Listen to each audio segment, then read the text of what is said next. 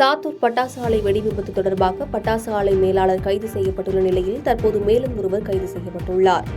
விருதுநகர் மாவட்டம் சாத்தூர் அருகே முத்தல்நாயக்கன்பட்டியில் பட்டாசு ஆலை வெடிவிபத்து தொடர்பாக பட்டாசு ஆலை மேலாளர் சரவணகுமார் என்பவர் ஏற்கனவே கைது செய்யப்பட்ட நிலையில் வெடிவிபத்திற்கு காரணமான லாரி ஓட்டுநர் கீழ ஒட்டம்பட்டியை சேர்ந்த முருகன் என்பவர் தற்போது கைது செய்யப்பட்டுள்ளார்.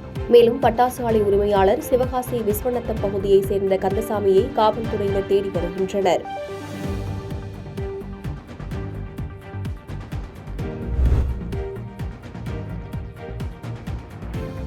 தருமபுரியில் வீடு புகுந்து கொள்ளை சம்பவத்தில் ஈடுபட்ட சிறை காவலரை காவல்துறையினர் கைது செய்து சிறையில் அடைத்தனர்.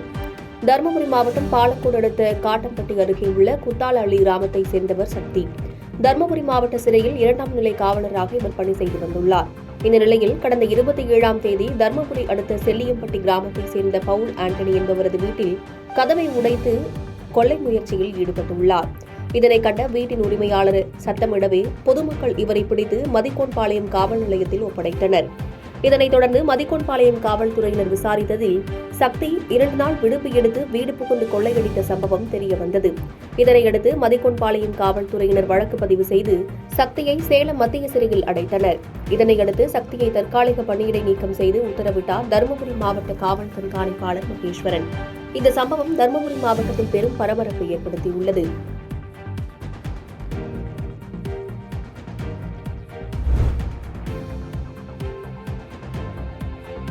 வேப்பூர் அருகே 20 ஆண்டுகளாக மின்சாரம் இல்லாமல் வாழ்ந்து வருவதாக உரிய நடவடிக்கை எடுக்க குடும்பத்தினர் கண்ணீர் மல்க கோரிக்கை வைத்த நிகழ்வு சோகத்தை ஏற்படுத்தியுள்ளது.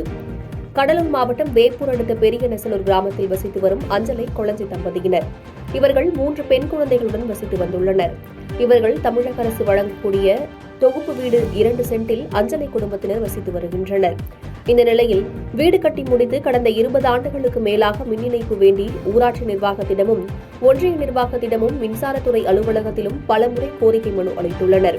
ஆனாலும் மின் இணைப்பு கொடுக்க காலம் தாழ்த்தி வருவதாகவும் வேதனை தெரிவித்து கடந்த 20 ஆண்டுகளுக்கு முன்பு ரூபாய் 2 லட்சத்திற்கு தொகுப்பு வீடு கட்டப்பட்ட நிலையில் 3 பெண் குழந்தைகளும் பிறந்து கடந்த 20 ஆண்டுகளாக வாழ்ந்து திருமணமும் ஆகி வெளியூருக்கு சென்றுவிட்ட நிலையில் தற்போது அந்த வீட்டில் அஞ்சலை கணவர் கொளஞ்சி ஆகிய இருவரும் வாழ்ந்து வருகின்றனர்.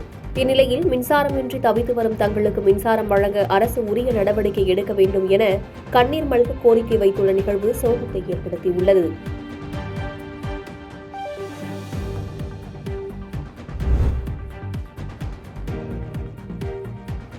திண்டுக்கல் மாவட்டம் நிலக்கோட்டை அருகே மனைவி தற்கொலை, கணவன் மர்மமான முறையில் உயிரிழந்த நிலையில் இவர்களின் 4 குழந்தைகளும் பரிதவித்து வரும் நிகழ்வு சோகத்தை ஏற்படுத்தியுள்ளது. திண்டுக்கல் மாவட்டம் நிலக்கோட்டை அருகே உள்ள சிவஞானபுரத்தை சேர்ந்தவர் பாண்டி. இவரது மனைவி பெயர் பாட்டியம்மாள். இவர்களுக்கு திருமணமாகி 3 பெண் குழந்தைகளும் ஒரு ஆண் குழந்தையும் உள்ளனர். இந்நிலையில் குடும்ப பிரச்சினை காரணமாக கடந்த வெள்ளிக்கிழமை மாலை பாண்டியம்மாள் பூச்சி மருந்து குடித்து உயிரிழந்துள்ளார். இந்நிலையில் அன்று இரவே கணவர் பாண்டியன் மர்மமான முறையில் உயிரிழந்தது வெளியில் தெரியாமல் உடல் அடக்கம் செய்யப்பட்டுள்ளது. இந்நிலையில் தாய் தந்தையை இழந்து 4 குழந்தைகளும் தற்போது ஆதரவற்று பரிதவித்து வருகின்றனர். இதனால் இப்பகுதியில் பெரும் பரபரப்பு நிலவி வருகிறது. இதுகுறித்து போலீசார் உண்மை நிலையை கண்டறிய வேண்டும் என பொதுமக்களும் சமூக ஆர்வலர்களும் கோரிக்கை வைத்துள்ளனர்.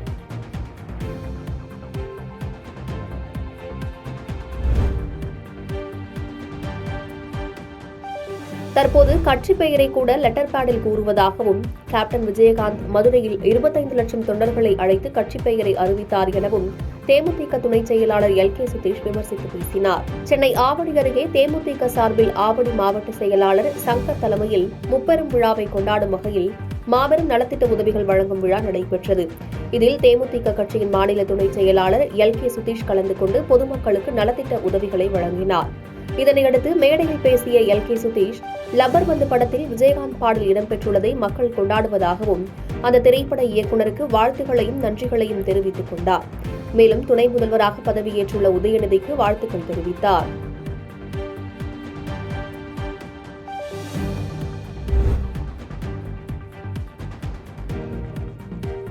ஈரோடு வசந்தம் கோஆப்டெக்ஸ் விற்பனை நிலையத்தில் தீபாவளி சிறப்பு தள்ளுபடி விற்பனையை மாவட்ட ஆட்சித்தலைவர் ராஜகோபால் சுந்தரா குத்துவிளக்கேற்றி முதல் விற்பனையை துவக்கி வைத்தார்.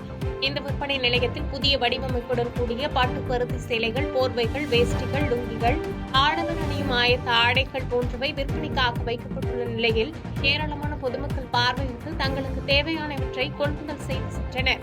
மேலும் இந்த நிகழ்ச்சியில் கைத்தறித்துறை அதிகாரிகள் மற்றும் கோஆப்டெக்ஸ் நிர்வாகிகள் பலரும் கலந்து கொண்டு சிறப்பித்தனர்.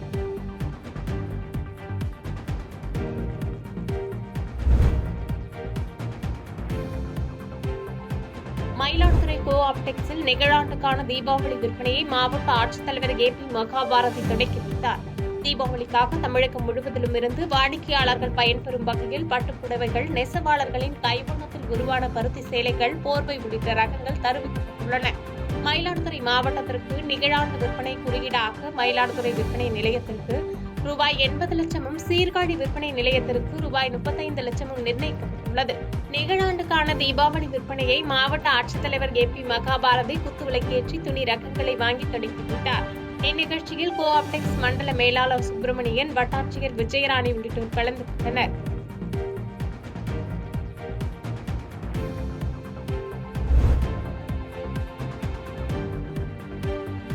தேனி மாவட்டம் ஆண்டிப்பட்டி மற்றும் கடமலைகுண்டு, ராமலிங்கபுரம், புள்ளிமான், கோம்பை உள்ளிட்ட சுற்றுவட்டார பகுதிகளில் கனமழை பெய்தது. காற்று, இடி மின்னலுடன் கூடிய கனமழையால் சாலையில் மழைநீர் பெருக்கெடுத்து கூடியது. இந்த மழையால் ஆண்டிப்பட்டி பகுதியில் நிலத்தடி நீர்மட்டம் வெகுவாக உயரும் என்றும் வைகை ஆற்றில் நீர்வரத்து அதிகரிக்கும் என்றும் எதிர்பார்க்கப்படுகிறது.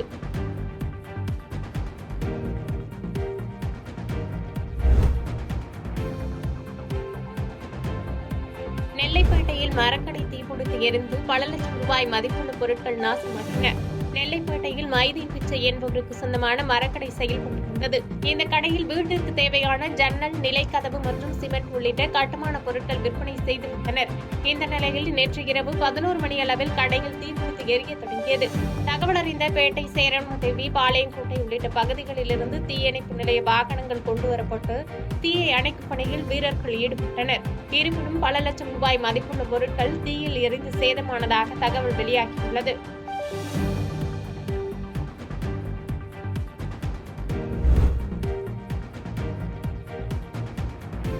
திண்டுக்கல் அருகே நடைபெற்ற புனித தெரசா, புனித சந்தியாகப்பர் திருவிழாவின் முக்கிய நிகழ்வான மின்தேர் பவனி வெகு சிறப்பாக நடைபெற்றது.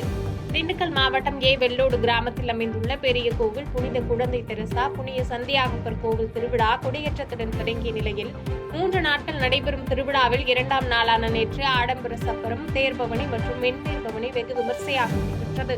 இதில் புனித சந்தியாகப்பர், புனித வனத்து அந்தோணியார், புனித சவேரியார், புனித பாத்திமா மாதா, சலேத் மாதா, அன்னை வேளாங்கண்ணி, பதுவை அந்தோணியார் உள்ளிட்ட 20க்கும் மேற்பட்ட சுரூபங்கள் வைக்கப்பட்டு மின் தேர்பவனியானது வானவேடிக்கை, மேளதாளம், தப்பாட்டம் முழங்க வெகு விமர்சையாக நடைபெற்றது. பாதகம் செய்பவரை கண்டால் நாம் பயங்கொள்ளலாகாது பாப்பா, மோதி மிதித்து விடு பாப்பா, அவர் முகத்தில் உமிழ்ந்து விடு பாப்பா. அண்மை செய்திகளை உடனுக்குடன் தெரிந்து கொள்ள இணைந்திருங்கள் இயம்நாடு தொலைக்காட்சியுடன்.